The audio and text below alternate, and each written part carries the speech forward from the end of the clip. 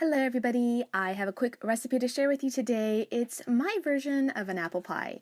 For this recipe, you can use anywhere from 4 to 6 apples. We're just going to go ahead and peel them, and don't forget to keep those kitchen scraps for your compost pile. I'm just going to get the core out of the apple, and then we're going to dice them up. This is a great activity for children, maybe about 5 years and up, if they want to help you in the kitchen. Once those are all diced, we're going to stick it in a bowl so that we can add the rest of the ingredients. I squeezed 1 lemon, and I'm adding about 1/4 cup of brown sugar, and I'm adding some cinnamon. You could also add some pumpkin spice if you'd like.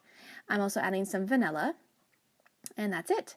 So we're just going to give this a good mix, and we're going to set this aside for a couple minutes while we work on the crust. So I'm going to add a little bit of butter to this cupcake tin so that our phyllo dough doesn't stick. And I am using a Martha Stewart biscuit cutter. I'm using the largest size, and I'm just going to cut through several layers of phyllo dough.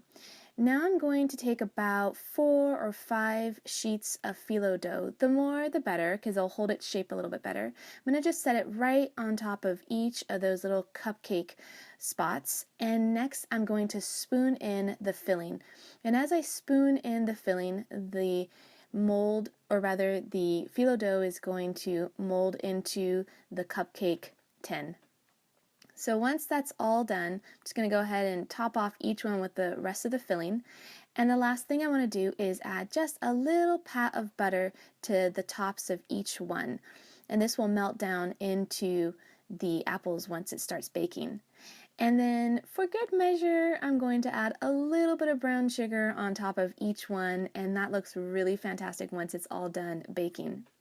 So now we're going to pop it into the oven. These don't take very long to bake, so I'm setting it at 350 degrees for about 20 minutes, and let me just tell you, these are really delicious and they were gone in no time. It's a great recipe to use with your apples that have gone a little bit soft. Don't forget that you can find more of our projects by visiting me on Instagram.